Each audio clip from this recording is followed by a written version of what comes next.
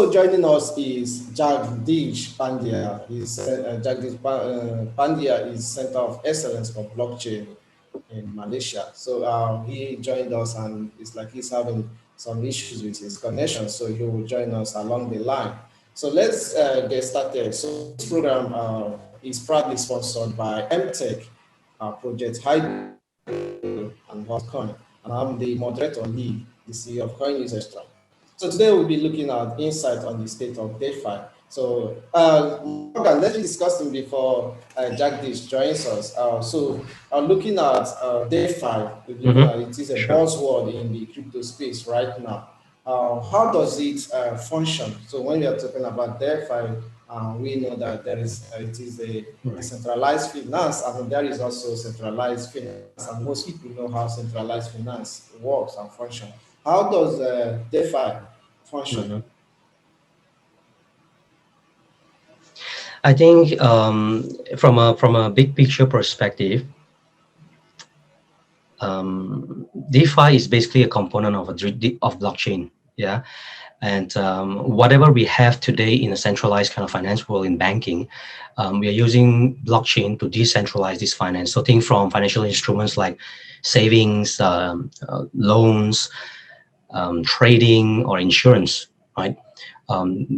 Today, we need to go to the bank or insurance company to do that, to transact or on internet banking and so on. But in the future, with DeFi, decentralized finance using blockchain, we will be able to access these similar financial instruments globally at a global scale. And basically, wherever there we have a mobile phone or internet connection, we can basically perform, we can get any of these services and perform any of these transactions using our digital wallet. So that, in a nutshell, basically is decentralized finance, where these services are not really governed by a centralized entity like a bank, for example. When you look at that's my point of view. Yeah, that's a very nice one. When you look at DeFi, the way things are being done, everything is going to the blockchain and everything is decentralized. You see, unlike like cryptocurrency, how things are moving. So people are now modifying on the DeFi of the blockchain network. And with DeFi, and DeFi is very new in the ecosystem, and people don't really understand it. Exactly. So when you are looking at DeFi, seeing how DeFi works, decentralized finance, what can you say when people are now rushing to DeFi because it's a buzzword, and some people are saying it's a bubble that is very soon it's going to burst. So how does DeFi? Will you say DeFi has performed safer decentralized finance from your own point of view? Right. I think from a big picture perspective, first, to get everyone on the same page, if you're watching this video, is DeFi is basically decentralized finance, and CeFi is centralized finance. Both are using blockchain, right? Basically, DeFi is permissionless, for example, and then CeFi is permission. Yeah, and the likes of CeFi is like Binance, Kraken, Coinbase, right? They have a central custodian. But DeFi, basically, it is decentralized, right? Without a central custodian. So these are the key difference between these two platforms. DeFi, basically, in general, it is run by public-facing individuals, right, for accountability. But that also means the user will bear full responsibility over what happened to their assets. Whether you have a mistype of address when you're sending a transaction, right? You have a lost key and so on. You have full responsibility of it in DeFi. But for the difference with CeFi is that then you have a central entity that will govern this, basically the security behind it. So in a sense, there'll be enhanced kind of security, and you will basically know, you will basically have your KYC done when you onboard them. So that is, I hope that answers your question. Yes, we have Jagdish. Jagdish is just joining us. Jagdis Pandya, Center for Excellence for Blockchain, Malaysia. Jagdish, you're welcome. Yeah, thank you very much for inviting me. Yeah, you are not clear on your network. I don't know. Is Can you hear me and see me? Yeah, maybe if We can that hear you particular, clearly. you can off your video. If network is disturbing, you could off your video so that you have a clearer Oh, reception. okay. I'm turning off my video. Can you hear me Oh, now? yeah, it's clear now. Much So better.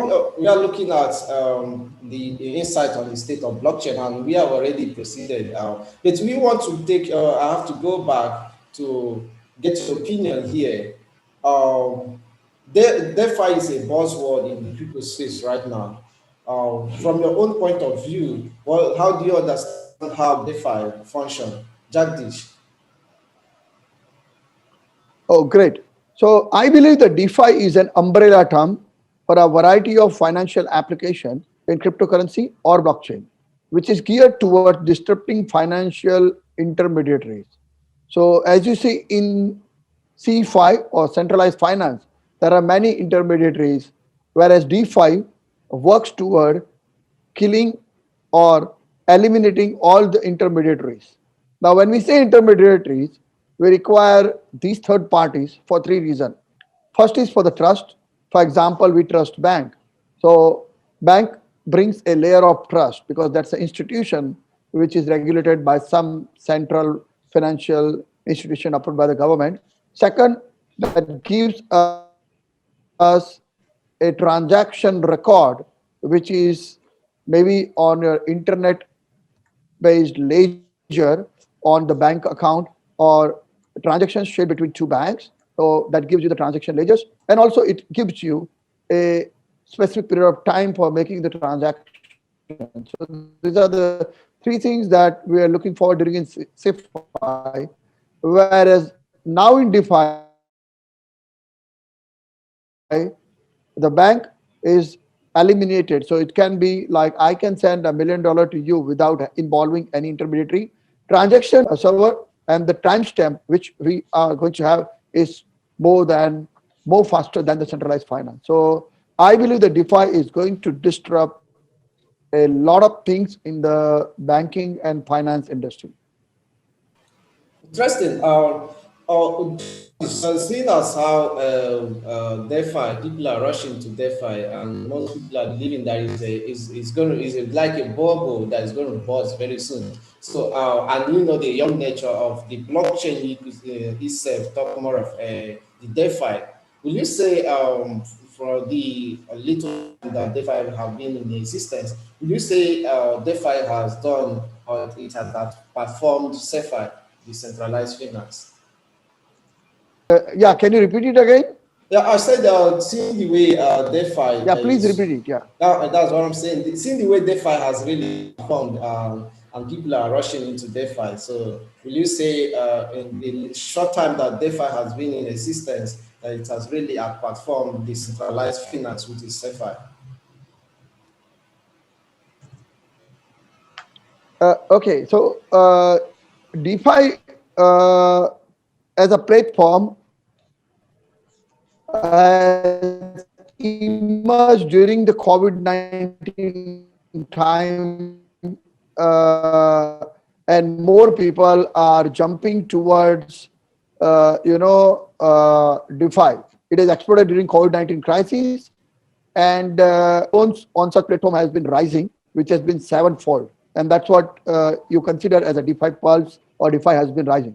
Investors are hunting returns at the time where central banks across the world have slashed the interest rate to prop up economies that such as Eurozone have negative interest rate. Also, chance are to potentially follow that reduced interest rate. So in this climate, I believe that DeFi potentially offers higher return to savers than the high street institutions.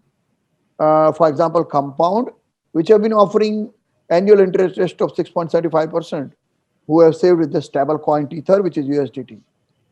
It does not only gain higher interest, but also provides a compound token, which is an additional attraction. So, with two-thirds of the people without bank account in possession of smartphone, DeFi has a potential to open up finance for them.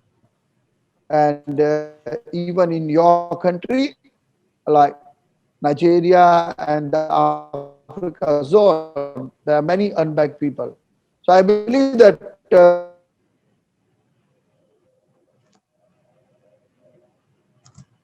Hello, I think we lost him. we lost. We can't hear you again, Jagdish. Let me DeFi is close. going to take over CeFi in many micro loans and remittance. It's not a Hmm. bubble in what CeFi is doing. So the Hmm. industry and the demand has been regenerated. Okay, thank you very much, Did you Jagdish, hear for me that. right? Yeah, though the line was breaking at some time, but you passed the message across. Thank you very much for that. Let me get to you, Jonathan. Um, the way Yeah. people, like Jagdish was, when he was explaining, talking about DeFi, he made mention of the trust in the Right. banking sector. There have been these trusts that have been established with banks. When I have Hmm. money in the bank, I have this trust that even if something goes wrong, the authorities are going to be going after the banks and Yeah. founders. So there are some issues around some of the risks that are associated with DeFi, because the way people are rushing to DeFi is as if there are no risks associated to it. So, what are some of the risks associated with DeFi? Let me start with Jonathan. I think some of these key risks is primarily around the wallet, that are not really secured, and you basically have your full responsibility on the people that you're transferring funds to, as well as any risk that comes with it, because it is basically decentralized in a permissionless manner. Yeah, so there is basically no way of recovering funds, right? If you have a wrong address, as well as one part of it in terms of identity is not. I think it is, you have both sides of the coin. If you want to basically mask, your own identity, and basically you reduce the risk of your information being used by without your consent, right? There's no such risk because you hold the propriety of information. That is a plus point, but that also means that you can be transacting with anonymous person, right? So the key risk basically is having your funds stolen, and there's no way to recover it. That's my point of view. Yeah, so let me, I know you really covered that area. Let me see. Jagdish, what's the current state of DeFi, most especially when compared with CeFi, decentralized finance, during this pandemic? We've been able to see that many sectors are being affected, most especially decentralized finance. So what's the current state of decentralized finance? Jagdish,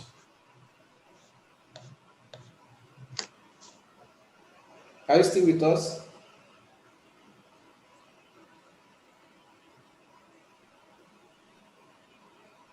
Probably he is talking, but his network is probably unstable. Let me see if I can stop this video. Yeah. So I mean, to add on to it is the risk of DeFi protocols right now is still very new, right? And there will be high-profile failures as well if there are too many attackers within this immature kind of platform, right? But in that will basically aggregate the risk surrounding and the immature platform. But there is more platforms that are already on a CeFi, right? That has the necessary security as well as a more secure kind of platform to support the users that are using CeFi. Make sense? Yes, interesting. Jagdish, are you with us? Yeah, I'm back. Can you hear me? Yeah, you can off your video so for better reception. You can off your video. Your network is Okay. not that stable. Yeah, Yeah. sure. So regarding the current state of DeFi as compared to CeFi in this pandemic period, I believe that more and more people are being drawn to this DeFi application. and it's hard to say uh, where they are heading to. It is much depend on who finds this useful and why. Many believe that various DeFi projects have potential to become the next Robinhood or an application which is a unicorn one. And new users who are joining to this platform are making this financial application more inclusive. And financial technology, especially DeFi, is very new, is experimental, and of course, it's not without any problem, especially with regard to the security or scalability. So I believe that developer who eventually will rectify this problem, for example, Ethereum 2.0 is likely to tackle the scalability issue with a concept called sharding, which is a way of splitting the underlying database into smaller pieces that are more manageable for individual user to run it. Then DeFi can come into the mainstream. But for sure, when you pay right now, for example, if you pay with a credit card for a coffee at the table, a financial institution sits between you and with the business, and with the control over the transaction, retaining the authority to stop or pause it to recording in the private ledger is possible. But with DeFi, these institutions are out of the picture. So people love to eliminate middlemen, and that's the beauty of DeFi, where you have no intermediaries. It's a whole new world, and the current stage is evolving and constantly changing. Interesting. We see the state of DeFi is very healthy, and there are some improvements that are coming up. So earlier on, I mentioned about distrust that people are having on centralized finance. So let me come to you, Jonathan. Are there some regulatory challenges Mhm. associated with DeFi because you're not going to be holding anybody responsible? And there are some regulatory unclarity when it comes to cryptocurrency and blockchain. Mhm. So, are there some challenges, regulatory challenges associated with decentralized finance? I think eventually will be. It is similar to the challenges that we have in terms of basically trading Bitcoin, right? And the risk is somewhat similar, because when you're going on DeFi, you have full authority towards your anonymity, right? And if the government, from a regulator's perspective, if they cannot see or they would not know the source of funds, and the governance surrounding it, it will be one of the major challenge, right? Moving forward, right? Because how do we know that there are no how do I put it, for example, in terms of anti-terrorism, right, financing, or in terms of AML KYC, how do you govern between financing or transacting between legitimate business and illegitimate ones, right, between the dark net or the dark market.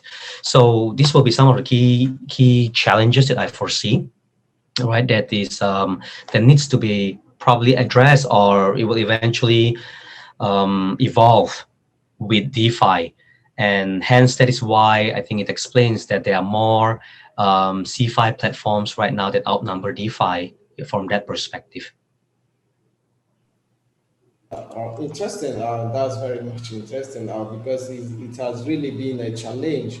Regulations, because even when the regulations are coming, it differs from region to region, nations to nations. So it has really been Exactly. a very big challenge to the ecosystem. Even in the regulators, some of them don't really understand the ecosystem. So it's been so difficult for regulators to come in. So Jagdish, are you with us? Correct. Yeah, Jagdish, are you precisely. with us?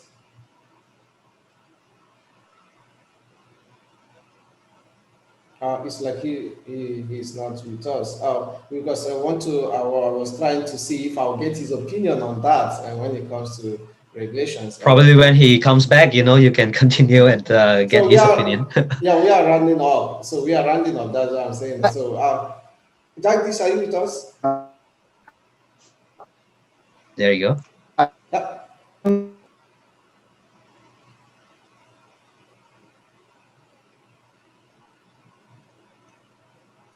not for now. His line is breaking. Let me get your. I want to get your closing remark. The impact you're making, Jonathan. The impact you're making in the ecosystem and how you are making impact. And briefly, the future of DeFi. How do you see the future of DeFi? And I think there is a lot of potential in the future of DeFi, and specifically if we can nail down some of the key challenges or purposes that we need to use DeFi or CeFi. I think ultimately it comes when blockchain decentralized technology matures. It is really a matter eventually, or sooner or later, is a preference whether you want to use CeFi or DeFi, right? Probably I see the younger generation, they are more into taking risk, have the ability to take risk and to leverage on certain microfinancing, like what Jagdis has mentioned, as well as connect exponentially with the global participants, regardless who you are or where you are. Right, but for people that requires more secure sense of security in terms of holding their funds, not too open to a fully decentralized kind of technology, then they would lean towards a CeFi, right? But regardless, both has their own strength and weaknesses. That I think it is something that we will all be really interested to see how it matures. Interesting. I didn't get how you're making impact in the ecosystem uh, and the platform you're working with. Yeah. So in terms of the impact right now, we basically do a lot of we focus a lot on education, right, and reskilling people that need to understand from, let's say, they are in operations, trade finance, treasury markets, compliance. How will emerging technology like blockchain, as well as DeFi or CeFi that comes in the package, or even AI and machine learning, right? That will basically disrupt their roles in corporations, right? There are a lot of reskilling that needs to be done, as well as understanding and following through how emerging technology will change. So we are making an impact in terms of going out there and educating people about the impact of these emerging technologies, as well as have some hands-on training. So we cover both working adults, right, as well as fresh graduates that are on global innovation and so on, which we see it is crucial for them to understand how DeFi will be changing, banking and finance if they are studying this in school right now, right? Instead of being unprepared and go to the society and they start to learn all kinds of information from the internet, because we know internet, they are both accurate and also a lot of misinformation that you're learning. So this is one area that we make an impact in terms of education, as well as reskilling. And we're doing a lot of proof of concept as well as minimum viable products that could basically solve some of the key challenges they are facing in multiple industry, and potentially solve some of the sustainable development goals that we can work with the United Nations. Interesting. Nice. Thanks for having you. Jagdish, are you with us? Yeah, I am here. I'm back. So apologies for my poor internet. No, we understand the technology. There are some challenges associated with it. So we are trying to. Earlier on, you missed out. We wanted to get your opinion when it comes to regulations being a challenge when it comes to decentralized finance. So many nations are having challenges in regulating it, and it's also affecting the DeFi ecosystem. So, is there any contribution on that? Yeah, sure. I would like to say that since DeFi protocols are designed to be permissionless, anyone in the country or any part of the world will be able to access them without any regulatory compliance. So Financial Action Task Force FATF regulation that include the travel rule, which requires virtual asset service provider VASPs to collect and transfer customer information during transaction. So this may end up with the mass whitelisting and blacklisting or blockchain addresses associated with certain transfer. It can be certain tokens, certain exchange protocols, and even certain users. And if fiat on-ramps, such as centralized exchanges, are prevented from transferring crypto to DeFi associated addresses, then DeFi protocol may be forced to adopt KYC and other regulation. So So fiat also need to enter the ecosystem at some point, which is usually via traditional centralized exchanges, which are increasing regulatory. So if you see, Binance has a strict KYC rule, which is an action that has done $1 trillion transaction during 2020, and the Uniswap, which is doing $1 billion transaction. So the transactions that are initiating from Uniswap or any decentralized exchange, if it ends up to Binance or any other centralized exchange for encashment in the fiat, at the time the regulators might find it difficult to find the trail of the transaction. So this is something which is quite emerging, but I believe that with less than 10 to 15% countries of the world regulating the crypto, that which is including the licenses for the exchanges, wallets, or payment gateways or ATMs, uh, DeFi is still new. So the primary rule for cryptocurrency will come. For example, India, the crypto rails are not in place. Still, China do not have its clear policy on the cryptocurrency. So the goal of the government would be, or the regulator would be, to first regulate crypto, and then after regulating crypto, they might look into the DeFi. But I don't see DeFi regulations coming faster than the crypto regulation. Interesting. Let me get it from you finally. How do you see the future of DeFi, and how are you making impact in the blockchain and crypto ecosystem? Jagdish. Okay, so I see DeFi as a future of finance, especially in two verticals: remittance and peer-to-peer transactions. It can be loans or transfers. Currently, my company Blockon is into three vertical. We are into incubation for the startup through our Center of Excellence of Blockchain and Emerging Technology at Malaysia. We are also into innovation, supporting young incubator or people who want to innovate certain things into the blockchain engineering technology. And we are leading in the event space. So we have done 75 plus cryptocurrency and blockchain events in past 4 years. And larger events like Malaysia Blockchain Week, Thailand Blockchain Week has been conducted by us. I also own Cryptocurrency Expo, which we have done in more than 10 countries. So we wish to support DeFi projects and DeFi revolution through our event vertical by doing larger number of event that promotes the better ecosystem for cryptocurrency and blockchain, and of course the DeFi, which is upcoming thing. And of course, we are open to partner with young founders to help them to build a better MVP or a fully functional product on the DeFi sector. And we also provide a seed funding to the eligible project. So our way to promote DeFi is, of course, the events with right education, and of course, helping people to innovate through our incubation services at our center. That's interesting because one of the challenges most startups and businesses are having in the blockchain and crypto ecosystem have really been funding. Most especially, most investors don't really believe that crypto businesses and startups are often have scaled up to be investable. So having you who is in the ecosystem doing that, this is a very good one. We really appreciate. So in case you joined us, this is CoinNewsExtra weekly virtual and cryptocurrency panel discussion, and this is the episode 25. And joining us today have been we've had amazing discussions and great innovators and speakers who have joined us to talk about the insight. We took an insight on the state of DeFi. So Jagdis Pandya, he is a Center of Excellence for Blockchain Malaysia. He joined us. Jonathan Morgan, also Fintech and Blockchain Expert, joined us. I've been your moderator, Lee Chama, and this program has really been sponsored by Tech Technology, Project Hydro, and Hotcoin.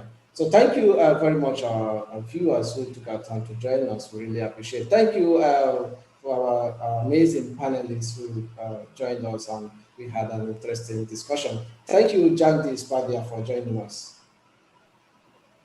Thank you very much. I'm glad to be here and looking forward for our next session. Yes, yeah. Thank you, Lee. Okay, Jagdish. Yeah, thank you, Lee, and yeah, thank you, Jonathan. It was a really great conversation, and apologies for the poor internet. Thank you very much. Yeah, No we really worries, it happens. appreciate it. Yeah, we really Take appreciate care.